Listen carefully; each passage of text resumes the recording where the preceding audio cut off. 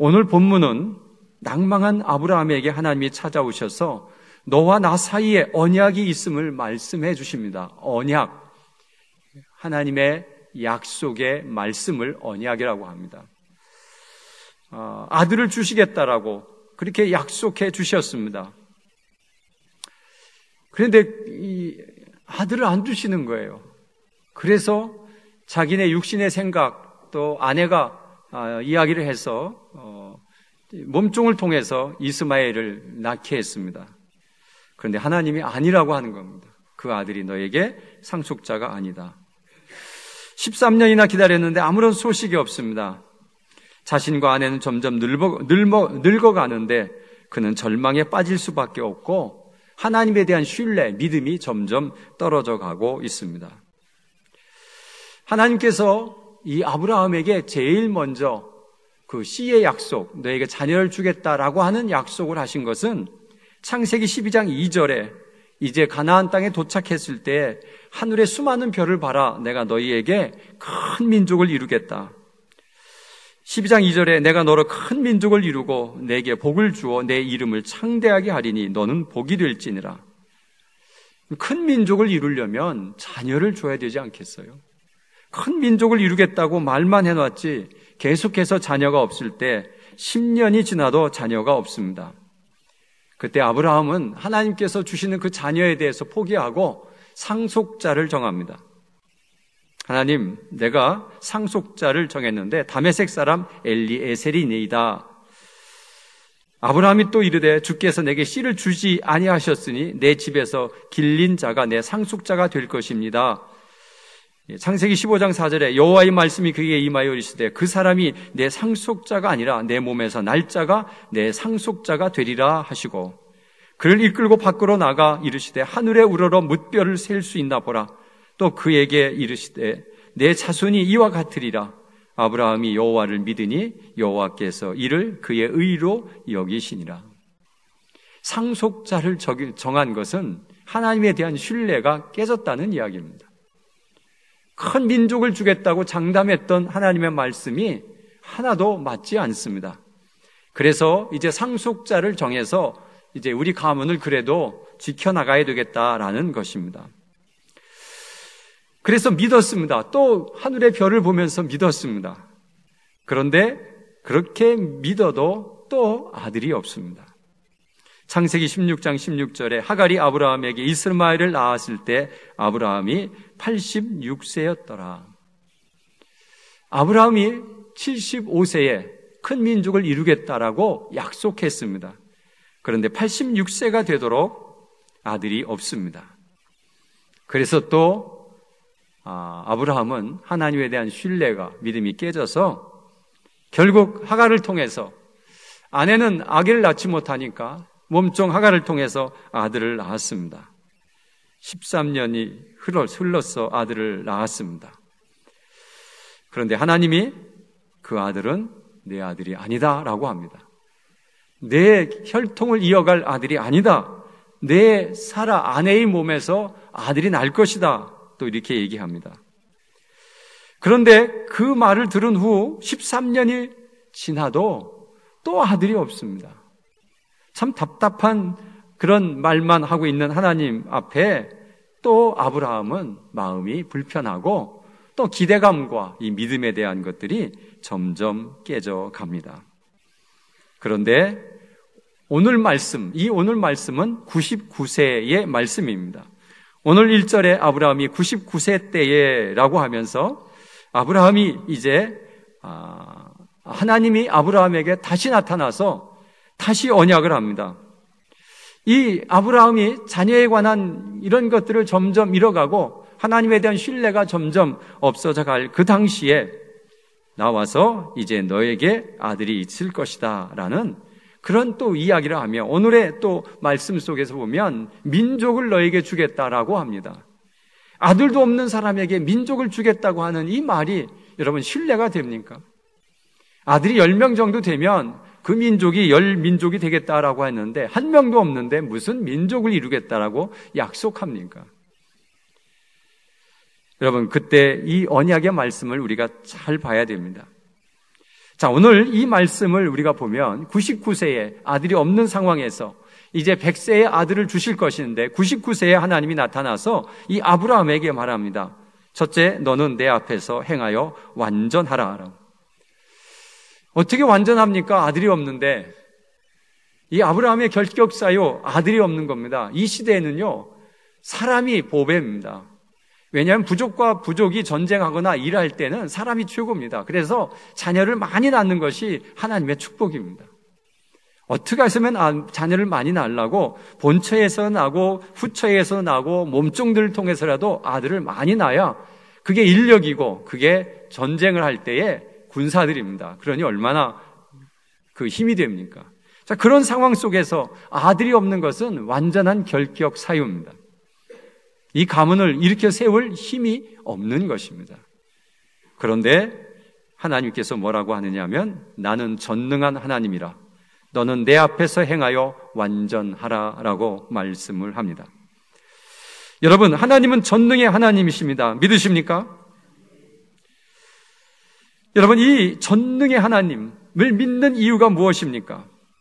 믿음이라고 하는 것은 인간의 한계를 초월하는 것을 바라는 것이 곧 믿음입니다.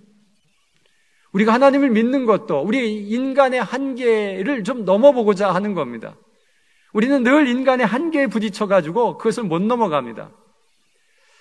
그래서 우리는 그 한계를 뛰어넘는 하나님 앞에 우리의 한계를 말하면서 하나님, 우리는 여기까지뿐이 못합니다. 정말 하나님의 은혜가 필요합니다. 라고 하나님 앞에 고백할 수밖에 없는 것이 믿음입니다. 여러분, 인간의 한계에 갇혀 살려면, 그저 한계만 가지고 살려면 하나님을 믿어야 할 이유가 없는 것입니다. 우리는 그 한계의 초월성 때문에 한계를 뛰어넘어 보려고 하나님을 믿고 예수 그리스도를 믿는 것입니다. 여러분, 이 아브라함이 이삭을 낳는 것은 이제 한계에 도달했습니다. 벌써 아브라함은 포기했습니다. 75세에 포기했고 아내가 경수가 다 끝나버렸고 그래서 인간적인, 과학적인 또 통계적인 모든 부분에서 그 나이에 아들을 낳은 사람이 없습니다. 그런데 어떻게 믿으라고 하는지 아브라함에게, 실망한 아브라함에게 찾아와서 나는 전능의 하나님이다. 전능의 하나님은 무슨 하나님이에요? 못하는 것이 없는 하나님이다라는 것이죠. 이제 너는 내 앞에서 완전하라라고 그 약속의 말씀을 주시는 것입니다. 여러분, 우리는 하나님을 통해서 완전해질 수 있습니다. 우리는 불완전합니다. 완전할 수가 없습니다.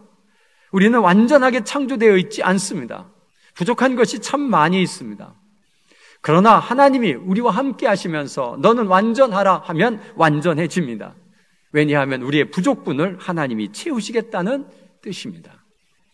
그래서 우리는 이 인간의 한계를 넘는 믿음을 가지고 하나님 앞에 도전하고 하나님이 주시는 축복과 은혜를 사모하는 자가 돼야지, 자신의 한계에 머물러서 이거는 하나님도 못하실 걸 라는 생각에 사로잡히면 정말 믿음이 없는 사람입니다. 우리의 한계가 어디인가를 우리는 잘 압니다. 그래서 하나님 앞에 늘 기도하면서 하나님, 우리는 이것밖에 안 됩니다. 나는 여기까지뿐이 안 됩니다. 그 한계를 좀 책임져 주십시오라고 우리는 기도할 수밖에 없는 것입니다. 여러분, 우리는 믿음을 가지고 기다릴 때 하나님께서 우리의 한계를 넘기십니다. 두 번째는 하나님의 언약의 말씀을 믿는 믿음이 필요합니다. 하나님이 언약을 하셨어요. 아브라함에게 언약이라고 하는 것은 하나님의 약속의 말씀인데 그 약속의 말씀을 보니까 축복의 말씀이에요. 오늘 본문을 보니까 크게 번성하라 이렇게 되어 있어요. 또 너는 여러 민족의 아버지가 될 것이다. 너는 내 후손의 하나님이 되리라. 또 가나안 땅을 주어 영원한 기업이 되게 하리라 라고 하나님께서 약속해 주신 겁니다. 아브라함이 달라고 했나요? 내가 아들을 달라고 했나요? 내가 민족을 달라고 했나요? 그저 지시할 땅으로 가랬더니 하나님이 나서가지고 너 하늘을 봐라. 하늘의 수많은 별처럼 너를 크게 하겠다. 내 몸에서 왕이 나올 것이다. 여러 민족이 나올 것이다. 이런 이야기들을 수없이 많이 해줍니다. 도대체 왜 이런 이야기를 아브라함에게 합니까? 이것은 아브라함에게 삶의 목적을 가지라고 계속해서 말씀합니다. 그리고 우리가 주시는 하나님의 꿈이십니다. 그래서 아브라함은 이 하나님의 말씀을 들음으로 인해서 이제는 목적이 생기고 목표가 생깁니다. 하나님이 나를 여러 민족의 아비가 되게 하겠다고 했으니 와, 내가 이렇게 살 수는 없지라고 하면서 자신의 삶에 소망을 가질 수가 있습니다. 그런데 하나님이 찾아오셔서 계속해서 이 언약의 말씀이 축복의 말씀을 해주시는 것을 볼 수가 있습니다. 여러분, 구약 시대에는 이렇게 하나님이 찾아오셔서 말씀해 주셔서 그 말씀만 잘 믿고 따라가면 되는데, 이 지금 우리 신약의 시대에 와서는 하나님이 말씀하시나요? 말씀을 잘 안 하셔요. 그래서 우리는 하나님의 말씀을 분별하기가 너무 힘이 들어요. 하나님 제발 좀 내 귀에 들리는 음성을 좀 얘기해 주시면 제가 하나님을 충분히 믿겠습니다. 그저 하나님이 하라는 대로 하겠습니다 라고 기도해도 한 소리도 안 들려요. 어떻게 하면 좋죠? 하나님은 우리에게 이런 약속이 굉장히 많이 있는데, 그럼 성경에 나오는 약속을 그럼 다 내 약속으로 믿고 그냥 따라가면 좋을 텐데, 그건 구약의 하나님께서 하신 말씀이고 신약에는 좀 명확하게 내게 그 언약의 말씀을 주시면 내가 죽을지언정 그 말씀을 따라갈 텐데 한마디도 안 하시니 참 우리는 답답할 수밖에 없습니다. 자, 신약에는 누가 말씀하시나요? 구약의 하나님이, 신약의 하나님은 그 이름을 누구라고 하시나요? 성령님이라고 하십니다. 성령님이 말씀하십니다. 성령님께 귀를 기울여야 되고 성령이 하시는 말씀을 들어야 됩니다. 사도행전 2장에 사람들이 성령의 충만함을 받고 방언이 터지고 가슴이 뜨거워지고 불의처럼 갈라지고 급하고 강한 바람 소리가 들리면서 그들이 가슴이 뜨거워졌어요. 그때 사람들이 미쳤나? 이런 소리를 할 때 베드로가 벌떡 일어나서 하는 말이 뭐냐 하면, 여러분 조용히 하십시오. 지금 이 사건은 어떤 사건이냐 하면 요엘 선지자의 지금 예언이 지금 이루어지고 있는 겁니다. 요엘 선지자가 뭐라고 했냐면 사도행전 2장 17절에 하나님이 말씀하시기를 말세에 내가 내 영을 모든 육체에 부어주리니 너희의 자녀들은 예언할 것이요 너희의 젊은이들은 환상을 보고 너희의 꿈들은 꿈을 꾸리라. 그때 내가 내 영을 내 남종과 여종에게 부어주리니 그들이 예언할 것이요. 요엘 선지자가 이야기했던 그 성령이 영을 너희에게 부어줄 텐데 영이 너희들에게 들어가면 자녀들이 예언하고 젊은이들이 환상을 보고 너희들이 늙은이가 꿈을 꾸는, 그리고 내 남종과 여종들이 예언을 하는 이런 사건이 벌어진다는 거예요. 여러분, 이런 환상과 꿈과 예언은 지나간 얘기하는 거예요? 앞으로 올 이야기하는 거예요? 꿈에 지나간 것들이 다 보이면 그 꿈을 믿겠어요? 그건 내가 다 했던 일들인데 그걸 왜 보여주지? 꿈에 대한 아무런 기대감이 없습니다. 그러나 꿈을 꾸게 되면 앞으로 무슨 일이 일어날라나 하는 우리는 기대감을 갖게 되는 거죠. 예언도 마찬가지입니다. 앞에 일어날 일을 이야기하고 있지 않습니까?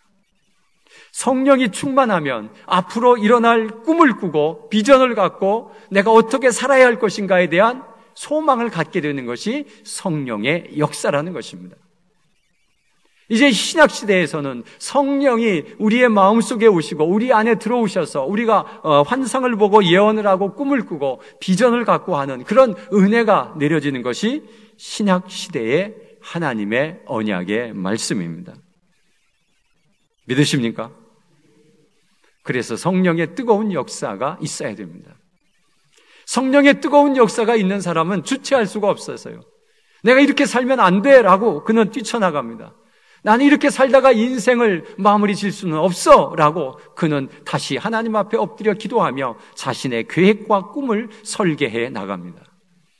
놀라운 것은 하나님이 그 꿈을 이루어 주신다는 사실입니다. 그래서 여러분, 우리는 성령의 충만한 자세로 가지고 꿈을 꾸고 가야 합니다. 성령이 내게 말씀하시는 것에 귀를 기울이셔야 됩니다. 하나님, 내가 인생을 어떻게 살아야 됩니까? 내가 인생을 어떻게 마무리해야 됩니까? 내가 이제 앞으로 걸어가야 할 길은 어떤 길입니까? 내가 가야 할 길을 가르쳐 주시옵소서. 내 발의 등이여 빛이라고 하신 그 말씀, 성령의 음성을 듣는 우리 모두가 되시기를 간절히 바랍니다. 세 번째는 끝까지 포기하지 않는 믿음이 필요합니다. 언약의 말씀을 하시면서 오늘 마지막 이렇게 보니까 내 후손의 이야기를 합니다. 가만히 봤더니 아브라함에게만 약속한 것이 아니라 너 후손 대대로 약속하겠다는 거예요. 후손의 문제를 다루십니다.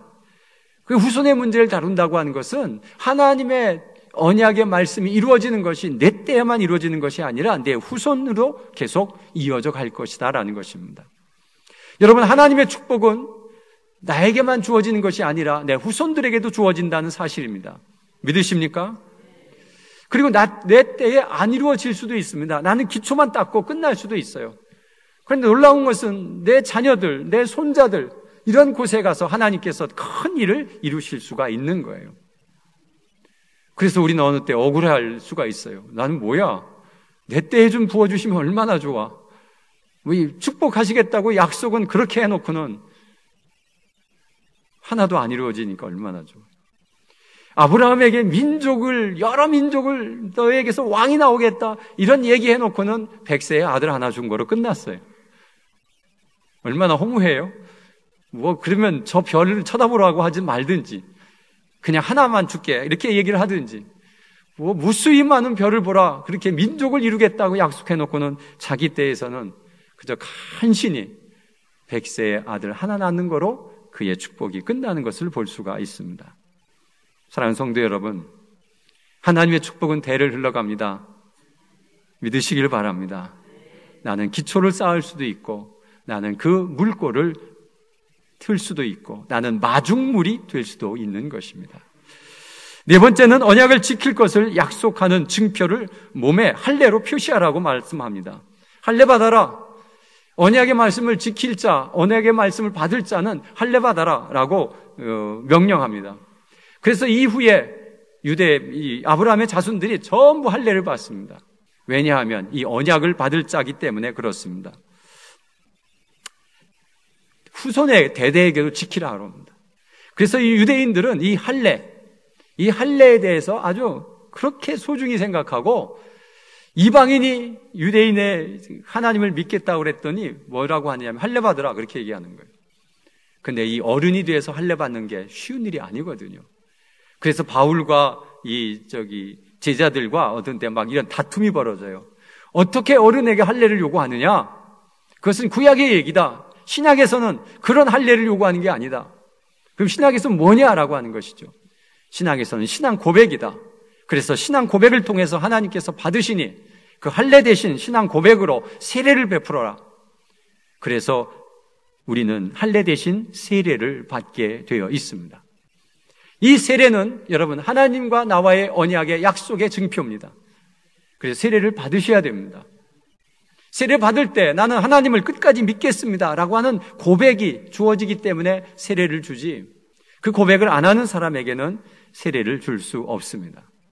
세례를 받아야 내가 하나님의 자녀인 것을 나 스스로도 생각을 하고 주변 사람도 하나님의 자녀인 것을 믿고, 특히 하나님께서 우리를 하나님의 자녀로 삼아 주셨다는 그 할례와 같은 세례를 요구하고 있는 것입니다. 사랑하는 성도 여러분, 아브라함은 민족의 아버지가 된다고 강조합니다. 그리고 자손들이 그 언약의 말씀이 후손까지 계속 이어질 것이라고 약속합니다. 그런데 이것은 하나님의 사랑의 고백입니다. 하나님이 아브라함을 얼마나 사랑하시면, 얘야, 내가 너에게 자녀를 많이 줄 거다. 그리고 가나안 땅을 기업으로 주기 위해서 내가 그 땅을 너희들에게 줄 것이다. 너에게 수많은 민족이 나올 것이다. 그래서 강대해지고 거기서 왕들이 나오며 너는 정말 민족의 조상이 될 것이다 라고 아브라함에게 축복의 말씀으로 사랑의 고백을 하는 것입니다. 여러분, 이 아브라함이 달라고 조르지도 않았는데 찾아오셔서 먼저 해줄게 라고 약속하셨다는 것은 하나님이 아브라함을 얼마나 사랑하셨는지 우리는 알 수가 있습니다. 그리고 자기가 말하면서 하는 말이 너는 아비가 되라. 민족의 아버지가 되라. 이렇게 얘기합니다. 여러 민족의 아버지가 될 것이다. 라고 하는 것입니다. 이 아버지라고 하는 단어는 생명의 전수자입니다. 그리고 그 안에 생명이 있습니다. 그래서 생명을 흘러보내고 생명이 계속 이어져 가는 것이 아버지입니다. 그런데 너는 민족의 아버지가 되라. 그렇게 말하면서 이제는 너는 아버지로서, 아비로서의 삶을 살아야지 않겠니? 라고 그에게 당부하시면서 하나님의 사랑의 고백이 스바냐 3장 17절에 이렇게 고백합니다. 너는 너의 하나님 여호와가 너의 가운데 계시니 그는 구원을 베푸실 전능자이시라. 그가 너로 말미암아 기쁨을 이기지 못하며 너를 잠잠히 사랑하시며 너로 말미암아 즐거이 부르며 기뻐하리라 하리라. 이런 사랑의 고백을 아마 아브라함에게 하는 것 같습니다. 아버지는 생명을 전해주는 사람이다. 그래서 그 생명을 위해서 목숨을 거는 아버지가 됩니다. 여러분, 아버지는 자기의 자녀들이 있습니다. 내가 생명을 전수한 사람들입니다. 그런데 그 자녀들이 생명의 위협을 느끼면 목숨 걸고 그 생명을 구해냅니다. 현찮은 아버지라도 자기 자녀가 죽을 고비에 들어가면 또 물에 빠지면 우리 아버지들은 물에 뛰어듭니다. 거기 들어갔다가 죽을 망정 아들을 살려내고야 마는 것이 아버지의 마음입니다. 얼마나 놀랍습니까? 그런데 여러분, 하나님 아버지가 우리가 죄의 바다에 빠져 있을 때 그 바다에 뛰어들으셨습니다. 그래서 우리를 건지시고 자기는 죽었습니다. 그분이 누구예요? 예수 그리스도십니다. 그러니 얼마나 우리를 사랑하시는 아버지십니까? 주님은 우리에게 생명의 아비가 되라고 그래요. 생명의 아비.